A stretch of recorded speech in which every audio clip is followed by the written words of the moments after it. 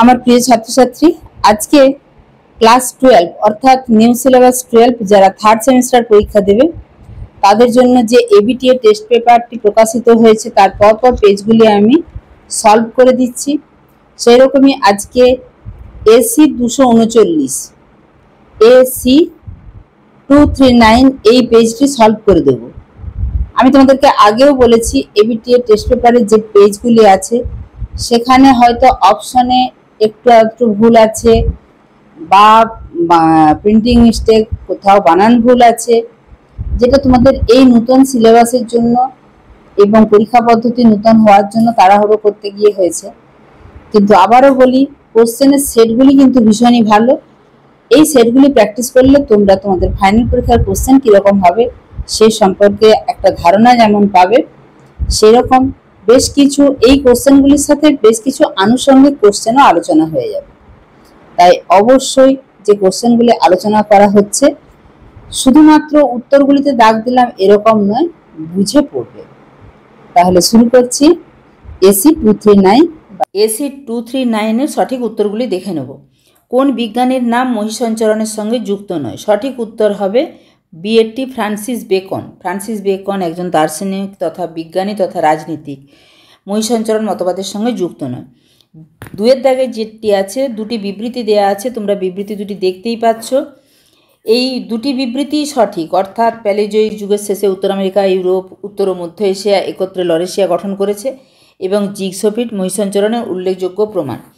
দুটি সঠিক, কিন্তু বিবৃতি 2 বিবৃতি 1-এর জন্য সঠিক ব্যাখ্যা নয়, অর্থাৎ সিএটি সঠিক উত্তর। এরপরে চলে যাব 3-এর দাগে। মসৃণ ঋজু রেখা ঢাল বরাবর শিলাস্তরে নেমে আসাকে বলে। এর দাগেরটি সঠিক উত্তর রক স্লাইড। হিমবাহের ক্ষয়কার্যের ফলে সৃষ্ট হওয়া পাশাপাশি দুটি সার্কের মধ্যবর্তী সংকীর্ণ পাঁচিলের মতো শৈলশিরা যে নামে পরিচিত সেটি হচ্ছে এরিটি। নিম্নলিখিত চিত্রটি কোন ভূমিরূপের? এটা আমরা দেখেই বুঝতে পারছি যে প্রধান হিমবাহ উপত্যকাতে উপহিমবাহ উপত্যকাগুলি এসে যেন ঝুলছে মনে হচ্ছে, তাই এটি একটি ঝুলন্ত উপত্যকার উদাহরণ। সঠিক উত্তর এ। এরপরে 6-এর দাগে বাম স্তম্ভ ডান স্তম্ভ মেলাতে হবে। সেখানে ক্লিন্টস, যেটি দুটি গ্রাইকের মধ্যবর্তী উঁচু অংশ, সোয়ালো হোল দ্রবণ কার্যের ফলে সৃষ্ট সুড়ঙ্গমুখ, পোলজি হচ্ছে ডোলাইন যখন বৃহদাকার হয়, কাস্ট বাতায়ন ধসের ফলে সৃষ্ট ভূমিরূপ। কাস্ট বাতায়ন চুনাপাথরের যে গুহা তার ছাদের কোনো অংশ ধসে গিয়ে এই ভূমিরূপ সৃষ্টি হয় এবং দেখতে জানালার মতো হয়। তাহলে 6-এর দাগে যেগুলির মধ্যে মিল পাচ্ছি সেটি হলো এ যাচ্ছে 4-এর সাথে, বি যাচ্ছে 3-এর সাথে, সি যাচ্ছে 2-এর সাথে, ডি যাচ্ছে 1-এর সাথে। এভাবে সঠিক উত্তরটি সাজালে যেটি অপশনে যেটি ঠিক হচ্ছে সেটি হচ্ছে বি। চলে যাব 7-এর দাগে। পৃথিবীর দীর্ঘতম কার্স্ট গুহা, এটি হচ্ছে ম্যামথ। 8-এ যে দাবি আছে তোমরা দাবি দুটি পড়ে নাও। এই দাবি দুটিই সঠিক এবং একটি অপরটির সাথে সম্পর্কযুক্ত। এই বিবৃতিগুলি কি কি? দাবিতে বলা হচ্ছে সমুদ্রের কাছে উঁচু বরফাবৃত পর্বত অবস্থান করলে শৈলক্ষে বৃষ্টিপাত হয়, ঠিক। এবং সমুদ্র থেকে আগত জলীয়বাষ্পপূর্ণ বায়ু বরফাবৃত পর্বতগাত্রে বাধা পেয়ে পর্বতের গা বেয়ে উপরে উঠে এবং শীতল ঘনীভূত হয়ে প্রতিবাত ঢালে প্রচুর শৈলক্ষে বৃষ্টিপাত ঘটায়, এটিও ঠিক। তাই দুটোই সঠিক এবং একটি অপরটির সাথে সম্পর্কযুক্ত। তাই সঠিক উত্তর হচ্ছে যেটি ডিতে আছে সেটি হবে। এরপরে চলে যাব 9-এর দাগে। বায়ুমধ্যস্থ জলীয় বাষ্প ভাসমান ধূলিকণাকে আশ্রয় করে যেটি সৃষ্টি করে সেটি হচ্ছে কুয়াশা। মহীঢালের একটি বৈশিষ্ট্য হলো মহীঢালের গড় গভীরতা 200 মিটার না, এটি নয়। এখানে স্থলবিধৌত আবর্জনা সঞ্চয় দেখা যায় না, সেটা মহিষোপানে দেখা যায়। মহীঢাল আসলে মহিষোপান এবং গভীর সমুদ্রের সমভূমির সংযোগস্থলে অবস্থিত। সমুদ্রের প্রথমের অংশটা মহিষোপান, তারপরে মহীঢাল, তারপরে গভীর সমুদ্রের সমভূমি। তাই গভীর সমুদ্র এবং মহিষোপানের মাঝের অংশ হচ্ছে মহীঢাল। তাই যেটি সঠিক উত্তরটি হচ্ছে সি। এরপরে চলে যাব 11-এর দাগে। সমুদ্রের ড্যাশ অঞ্চলে খনিজ তেল পাওয়া যায়? অবশ্যই মহিষোপান অঞ্চলে। 12-এর দাগে আটলান্টিক মহাসাগরের গড় উষ্ণতা কত? আটলান্টিক মহাসাগর যেহেতু সুমেরু অঞ্চলেও অবস্থিত আবার নিরক্ষীয় অঞ্চলেও অবস্থিত, আবার ঋতুভেদেও উষ্ণতার তারতম্য হয়, একটি বিশাল মহাসাগরের গড় উষ্ণতা এভাবে বলা মুশকিল হলেও তবুও যেটা গড় উষ্ণতা ধরা হয় সেটা হচ্ছে ডিএটি 20 ডিগ্রি সেলসিয়াস। তুরস্কের ভ্যান হ্রদের জলের লবণতার পরিমাণ হচ্ছে 330 ppT। নিচের কোন বক্তব্যটি জীবমণ্ডলের ক্ষেত্রে প্রযোজ্য নয়? এখানে তোমরা 4টি বাক্যই পড়ে নিবে। সঠিক যেটি প্রযোজ্য নয়, জীবগোষ্ঠী পারস্পরিক দেয়া নেওয়ার উপর নির্ভরশীল নয়। অবশ্যই নির্ভরশীল। তাহলে কোনগুলি প্রযোজ্য নয়? কোনটি প্রযোজ্য নয়? শুধুমাত্র ডি এর বাক্যটি। বাকি সবগুলি দেখো সঠিক বাক্য। সমগ্র জীবের আবাসস্থল জীবমণ্ডল, সঠিক বাক্য। জীবমণ্ডলে সমগ্র জীবগোষ্ঠীর মূল উৎস বায়ুমণ্ডল। আর শীতে যেটা আছে, জীবমণ্ডলে জীবের ঘনত্ব সর্বত্র সমান নয়। তাহলে প্রথমের 3টি কিন্তু জীবমণ্ডলের ক্ষেত্রে প্রযোজ্য, কিন্তু শেষেরটি জীবমণ্ডলের জন্য প্রযোজ্য নয়, তাই ডি হচ্ছে সঠিক উত্তর। চলে যাব 15 দাগে। নিচের কোনটি বিয়োজক খাদ্য শৃঙ্খল? এখানে অবশ্যই পচা পাতা দিয়ে যেটি শুরু হচ্ছে।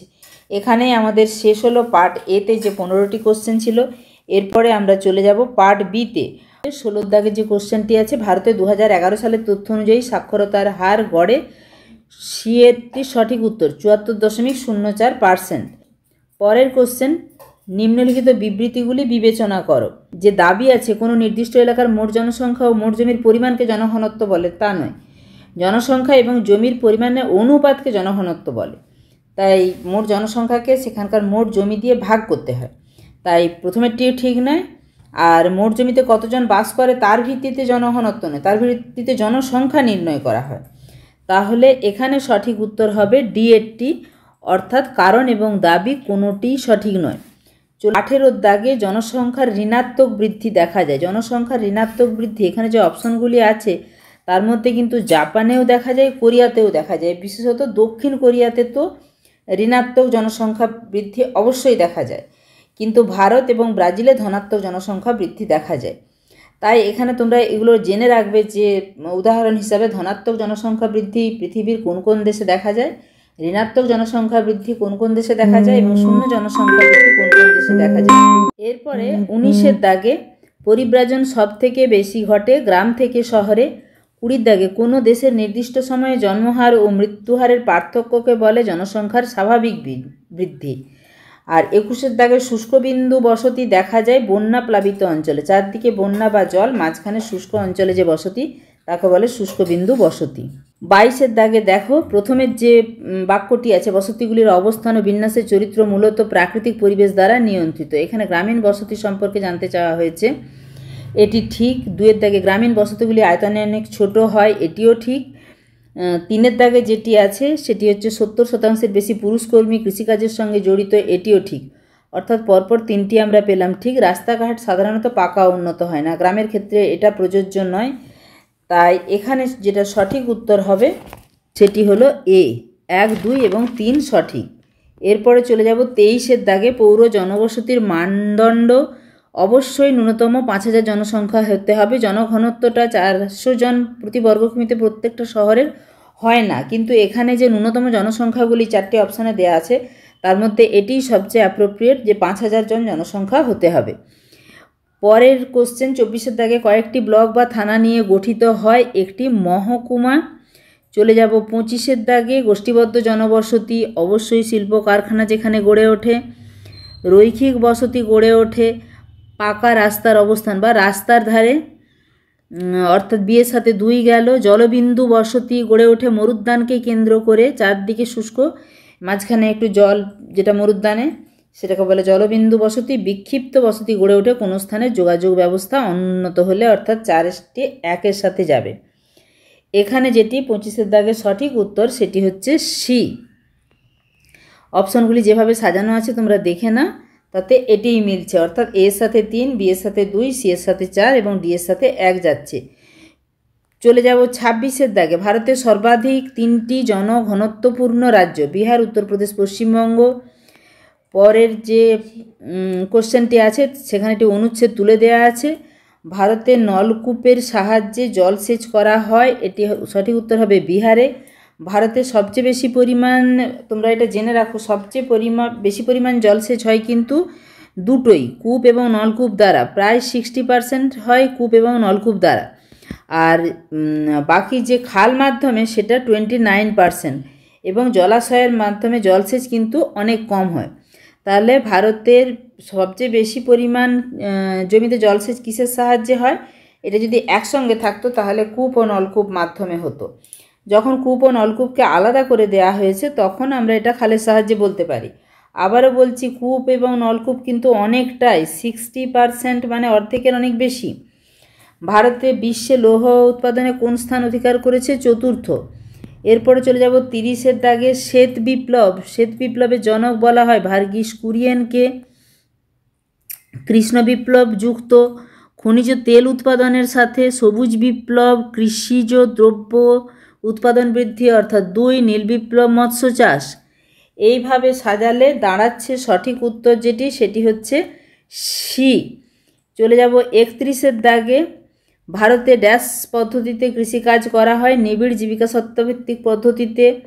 32-এর দাগে, ভারতের দীর্ঘতম রেলপথটির নাম ট্রান্স সাইবেরিয়ান রেলপথ। 33-এর দাগে, আন্তর্জাতিক বাণিজ্যের ক্ষেত্রে সর্বাপেক্ষা সাশ্রয়ী পরিবহন ব্যবস্থা হলো জলপথ। 34-এর দাগে, এখানে একটু ব্যাপার আছে, এই অংশটিতে যদি খনিজ উত্তোলনের কথা বলি, এটি কিন্তু লৌহ আকরিকের জন্যই বিখ্যাত। এখানে কয়লার উৎপাদন সেভাবে হয় না, কিন্তু এখানে যে অপশানগুলি করে দেওয়া আছে দেখো, সেখানে ওই অংশটি কিন্তু লৌহ আকরিকের জন্য উল্লেখযোগ্য। এবং লৌহ আকরিকের সঙ্গে যে অপশানটি আছে সেটি হচ্ছে কয়লা। কয়লা এখানে ডান দিকের কিছুটা অংশ, যেটা তামিলনাড়ুর নিয়েভেলিতে লিগনাইট জাতীয় কয়লা পাওয়া যায়, আর বাকি কিন্তু কর্ণাটক, কেরালা একদমই কয়লা উত্তোলিত হয় না। তবু এখানে যেটি অপশন আছে সেখানে 34-এর দাগে সঠিক উত্তর হচ্ছে সি। এবং লাস্ট যে কোশ্চেন 35-এর দাগে, এখানে কোন, আমি একটু দেখিনি ম্যাপটা, বিয়ের অংশটি যেটি, সেখানে রাজ্যটি শনাক্ত করো এবং প্রধান ফসল চিহ্নিত করো। আরেকবার দেখে নাও, এখানে টেনে দেয়া আছে বি।